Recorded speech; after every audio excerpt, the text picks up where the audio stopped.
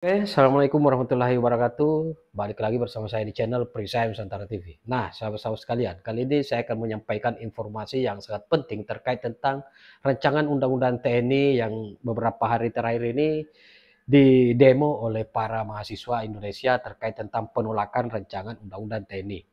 Dan ternyata pada kesempatan kali ini, Bung Sufmi Dasko membongkar bahwa rancangan undang-undang TNI yang beredar ke publik itu berbeda dengan rancangan undang-undang TNI yang dibahas di Komisi 1 DPR RI.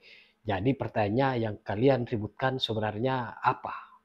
Ini kan yang mesti dijawab oleh kalian para mahasiswa.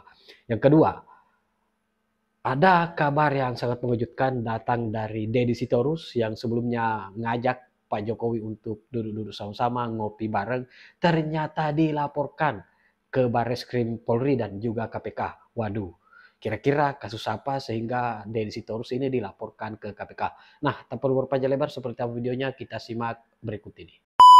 Akhirnya Deddy Sitorus dilaporkan oleh Ketua LSAK, Lembaga Studi dan Advokasi Anti Korupsi Indonesia, melaporkan Deddy Sitorus ke KPK dan Barreskrim Mabes Polri karena diduga telah menerima gratifikasi helikopter yang perkiraan angka diuangkan sekitar 3 miliar. Nah, ini menjadi sorotan nasional, dan Deddy Sitorus mengklarifikasi bahwa dia menyewa, bukan mendapatkan fasilitas, tapi menyewa pakai uang pribadi dan sudah dilaporkan ke KPU. Tetapi Deddy tidak pernah melaporkan hal itu ke KPK.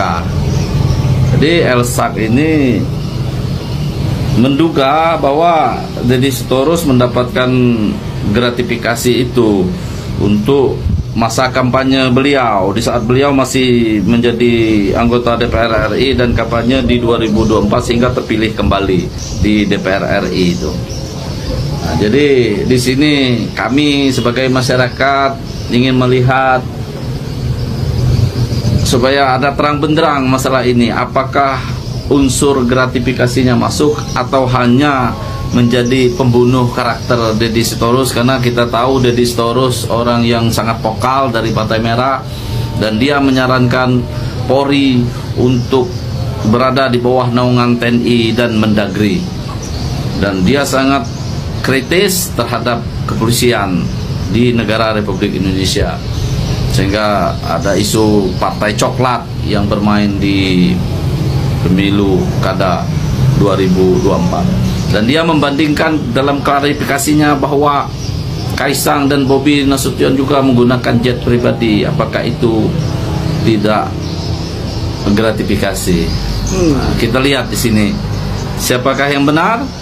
Apakah Lembaga Studi dan Advokasi Anti Korupsi yang benar atau klarifikasi dari Deddy Sitorus yang benar? Semoga masalah ini menjadi terang benderang. Kalau memang ditemukan unsur, ya sikat. Tetapi kalau tidak ditemukan unsur, nah, pokoknya sikat pokoknya. Kembalikan hak. Wassalamualaikum warahmatullahi wabarakatuh. Rakyat minta Megawati diperiksa terkait Indosat dan Pulau. Emang boleh? Emang berani gitu? Emang bisa? Emang nggak akan ngelawan? Coba aja gitu ya. Kumaha netizen? Terkutuklah partai PDIP. Ibu Megawati Soekarno Putri, Ketua Umum Partai PDIP. Dengerin, saya Kristianto yang Oni Rakyat Jelata menyatakan terkutuklah partai PDIP. Mau dibilang ini ujaran kebencian, terserah. Mau saya dipolisikan, mau saya dipersoalkan, mau saya dibawa ke jalur hukum atau jalur akhirat, jalur neraka, silakan. Saya katakan terkutuklah partai PDIP. Terlalu berlebih-lebihan. Cara kalian itu terlalu berlebih-lebihan. Terserah kalian. Tapi ingat baik-baik, orang yang selama ini kalian pojokin, orang yang selama ini kalian cemarkan nama baiknya, orang yang selama ini kalian fitnah dengan berbagai fitnah-fitnah keji. Dengerin, orang tersebut adalah orang yang betul-betul dicintai oleh rakyat Indonesia. Saudara, sepertinya PDIP ini nggak nyadar Ada batasnya. atau kagak tahu gitu ya, Ada batasnya. bahwa manusia itu kan ada ada batas kesabarannya. Kalau PDIP masih terus elitnya menyudutkan terus Pak Jokowi, ya, Emangnya mereka pikir PDIP ini pikir Pak Jokowi nggak bisa melakukan satu move dan kami semua relawan Pak Jokowi siap mendukung, ya, untuk ya tahu sendirilah, jangan sampai PDIP jadi hilang dari peredaran. Sanggup pasti itu Pak Jokowi, persis seperti yang Hasto bilang. Pak Jokowi tidak berminat untuk merebut PDIP. Tapi paling tidak ya itu ada di dalam PDIP. Mungkin sebagian besar masih mengagumi Pak Jokowi. Karena kan kita tahu bahwa 10 tahun ini Pak Jokowi dekat dengan elit-elit PDIP. Hanya yang di bagian-bagian dekat-dekat Ibu Megawati aja. Ya. Saya bisa baca itu, Deddy Sitorus, Hasto. Ya, dua orang ini. Ya, banyak lagi lah di sekitaran Megawati itu yang terus menyuarakan narasi negatif kepada Pak Jokowi. Saya bisa katakan, batas kesabaran seseorang itu ada batasnya. Ya, hati-hati PDIP. Okay, unity. Well, baby, put it on. Walk it in, put it down like that.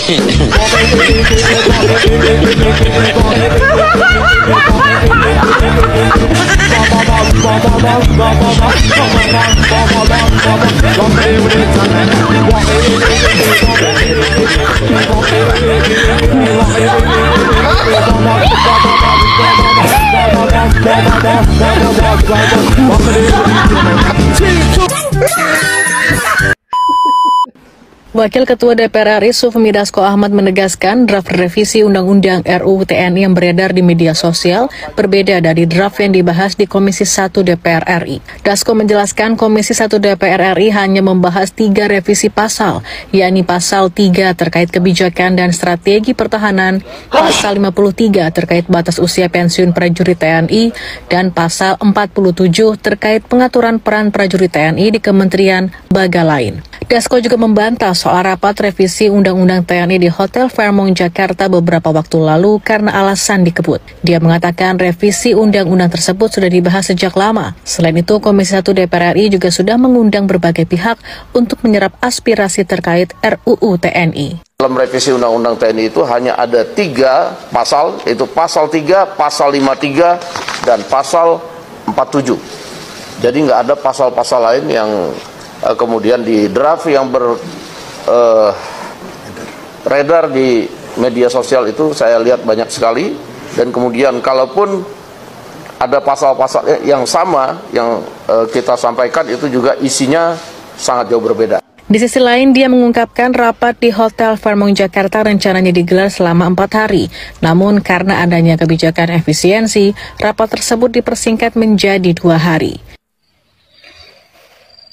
Sudahlah, yang ngeritik TNI itu, yang banyak ngebacot di medsos ini.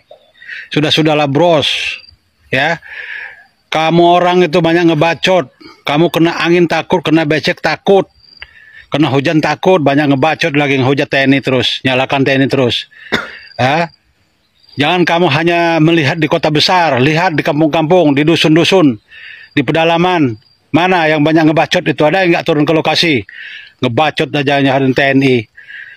Ya, oke. Terima kasih. RUU TNI, suatu hal atau isu yang jadi perdebatan nasional belakangan ini. Ada yang pro, ada yang kontra, sampai robos ruang rapat, ada juga yang nggak paham. Nih, Kak, bahas dong yang katanya ada perencanaan RUU TNI itu akan diberlakukan lagi seperti era dulu. Apakah Kakak setuju akan UU itu? Ini ya, pahami dulu, satu persatu deh. Yang pertama yang harus kalian tahu bahwa peraturan yang mengatur tentang Tentara Nasional Indonesia atau undang-undang yang mengatur tentang Tentara Nasional Indonesia itu sudah ada sebelumnya, dan itu adalah Undang-Undang Nomor 34 Tahun 2004, di mana sebenarnya Undang-Undang Nomor 34 Tahun 2004 ini sudah punya rencana revisi dari 2019, sudah masuk prolegnas. Jadi kalau ngeributinnya baru sekarang, saya juga nggak paham kenapanya. Itu yang pertama. Yang kedua yang dipeributkan adalah tentang pasal 47 ayat 1 dan 2 yang ada di RUU TNI, yang seakan-akan mengembalikan dui fungsi ABRI. Sebenarnya saya nggak paham, ini karena kepintaran atau malas membaca? Ayo ini, tak tunjukkan. Buat yang malas membaca dan malas mencari tahu, ini ya, ini yang di atas ini saya kutipkan pasal 47 ayat 1 dan 2 daripada Undang-Undang Nomor 34 Tahun 2004 ya, yang mengatur tentang Tentara Nasional Indonesia. Sedangkan yang di bawah sini ini adalah kutipan daripada pasal 47 ayat 1 dan 2 yang ada di RUU TNI. Baca dengan seksama. Itu kan cuman tuker nomor aja ayatnya, ayat 1 jadi ayat 2, ayat 2 jadi ayat 1. Terus kalian ributinnya baru sekarang, itu kenapa? Memang di RUU TNI ada penambahan kementerian dan lembaga tertentu yang bisa diduduki jabatannya oleh TNI aktif. Cuman kalian juga harus lihat reasoningnya masuk akal enggak gitu loh. Jadi kalau pasal 47 ini yang kalian peributkan kok konyol gitu loh. Nggak dari 2004 aja kalian ribut. Kan pada saat 2004 kalau misalnya aturannya seperti ini balikin dui fungsi ABRI enggak? Saya tak kutip teko Tempo ya. Jadi di sana tuh tertulis kementerian, lembaga yang jabatannya bisa diisi oleh TNI aktif di RUU TNI. 1 sampai 9 plus 15 itu sudah nyata di pasal 47 tadi tertulis ya. Jadi 2004 sudah dimasukkan di dalam aturan gitu ya. Nih, penambahannya di 10 sampai 14. Kita lihat ya. 10 Kementerian Kelautan dan Perikanan. Coba pikir ya, kelautan, wilayah kelautan, kita punya wilayah yang harus dipertahankan, di sanalah fungsi dari TNI Angkatan Laut ya. Kalau kita bicara tentang perikanan, hubungannya apa? Tentang ketahanan pangan. Jadi masuk akal nggak kementeriannya di sana? Ya masuk akal. Badan Nasional Penanggulangan Bencana. Selama ini kita lihat kalau bencana alam atau bencana apapun, selain tim SAR yang ikut bantu untuk menolong korban, mencari korban, segala macam, siapa? TNI Polri. Jadi masuk akal nggak TNI di sana? Ya masuk akal untuk koordinasi dengan bawah-bawahnya yang di lapangan. Atas masuk akal. Nih, Badan Nasional Penanggulangan Terorisme perlu diomongin lagi, perlu dijelasin lagi.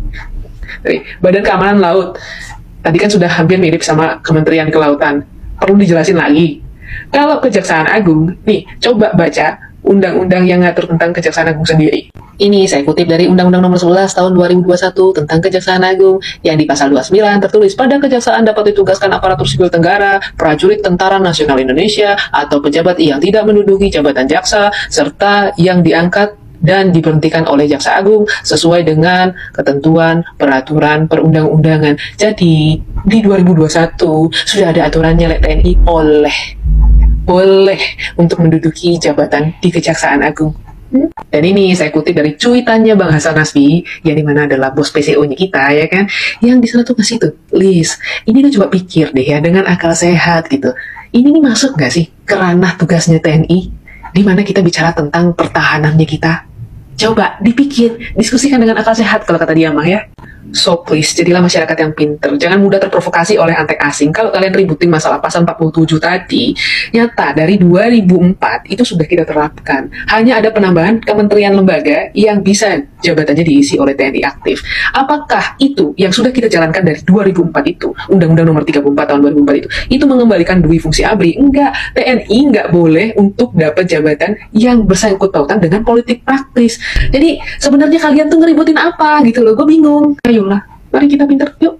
Nah, sahabat-sahabat sekalian, saya kira cukup jelas apa yang kemudian menjadi konten pada kesempatan kali ini. Dan ternyata rancangan undang-undang TNI yang beredar ke publik itu berbeda dengan rancangan undang-undang TNI yang dibahas di Komisi 1. Jadi pertanyaannya, kalian para mahasiswa yang selama ini sibuk melakukan aksi demonstrasi menolak rancangan undang-undang TNI, dapat bahannya dari mana? Seharusnya kalian lebih objektif, lebih profesional dalam melakukan kajian terkait rancangan undang-undang yang kalian tolak, karena terbukti kan bahwa apa yang kalian teriakkan itu sangat tidak berdasar. Karena pada dasarnya Bang Dasko sudah memperjelas bahwa rancangan undang-undang yang beredar ke publik itu ternyata berbeda dengan rancangan undang-undang yang dibahas di Komisi 1 DPR RI. Dan juga ini menjadi penting untuk Bung Deddy Sitorus, karena ternyata Bung Deddy Sitorus dilaporkan ke Bareskrim dan juga KPK terkait tentang dugaan penerimaan gratifikasi. Waduh, sepertinya Mama Banteng ini ataupun anak-anak Banteng akan semakin terpuruk, akan semakin berkeringat dingin dengan adanya laporan-laporan dari masyarakat. Dan juga ada yang sangat mengerikan bahwa terkutuklah partai PDIP. Nah, bagaimana respon sahabat-sahabat sekalian? Tinggalkan di kolom komentar. Terima kasih. Wallahul muwaffiq ila aqwamit thoriq. Wassalamualaikum warahmatullahi wabarakatuh. Salam waras, salam akal sehat, NKRI harga mati.